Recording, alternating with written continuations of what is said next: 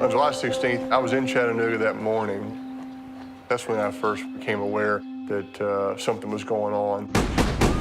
All units, there's a shooter at the tree line. A brazen attack on the U.S. military. Gunman bent on mass murder. The facade is riddled with bullet holes. An act of domestic terrorism. Randall Smith died early Saturday morning, bringing the death toll up to 5. It is a heartbreaking circumstance for these individuals who have served our country with great valor to be killed in this fashion.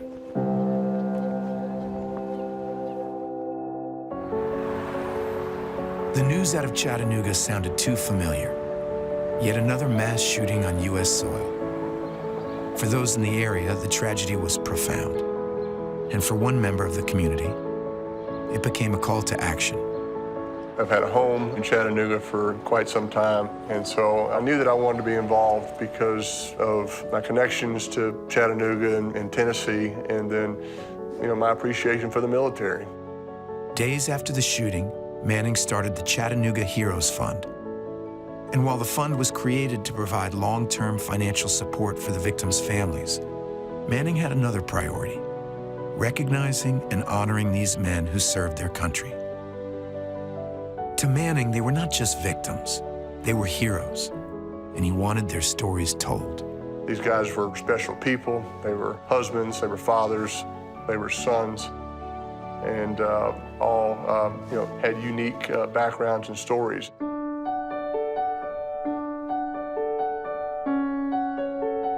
I just like his face. I mean, it's really cute. So this is a paper Randall wrote for school on how the Navy changed my life. Signing up for the Navy is still the best decision that I've ever made. Being in the Navy has helped me become the husband and father that my kids love and are proud of. I like this one where he's proud of himself. He had the personality and we had everything in common. He was just a little country boy that milked cows growing up. Good job. Those were 2 peas in a pod. Wyatt just thought he was amazing. This guy that lets me work on trucks and I get to hold his tools, and Wyatt loved that. Yeah, he was a great dad. He was a 21-year-old kid. He was a mama's boy. He was trying to become active duty, and he was going to do whatever he needed to do to make that happen. He was full of life. Everything you did, you could see it in his face. He lived full. He went to Iraq when I was pregnant with my son, and then to Afghanistan after that. In Chattanooga, I really got to get closer to the kids and Dad too,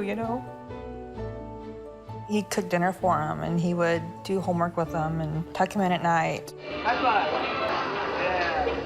He just was very vital in everyday life. Tommy had a lot of pride, and he always wanted to do something probably extraordinary. And I think he just carried that into the Marine Corps. Anything you asked of him within his power or even not within his power, he would do. He had 18 years in, and I guess this was his last job before retiring.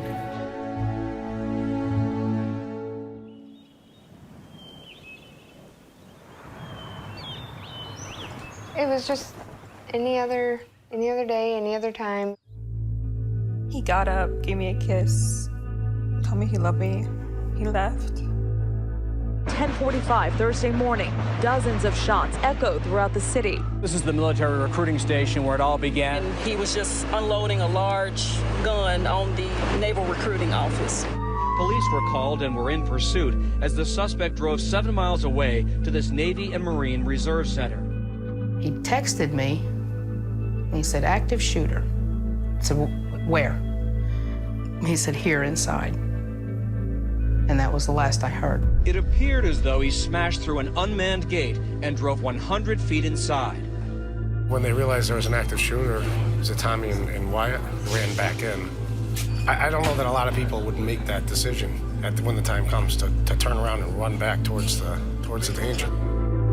All they could tell me was that Sullivan was shot right before David.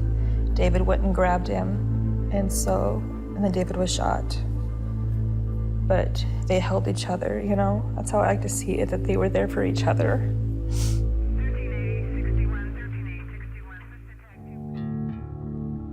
The last Marine that I got to talk to hugged my neck and he told me Skip saved his life that day. You know, you kind of expect it when they go to war in Afghanistan and Iraq. You know the danger is there. You know that there's a chance. No, not here. With the baby on the way, it was terrifying. The first thing I thought of was, how am I going to do this by myself? Makes you angry, and so, you know, you try to funnel that into trying to help. Been able to have a couple conversations with them over the phone to check on them, you know, see how they're doing, and to let them know that we started this fund. Hopefully, they can take some comfort knowing that a lot of people are thinking about them and praying for them and care about them. This touched people, not even just Chattanooga, it touched everywhere. I don't think I've witnessed anything like it.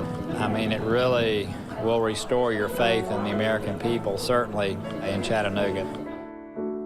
That's why they said the Chattanooga Strong, because this made them stronger and not beat.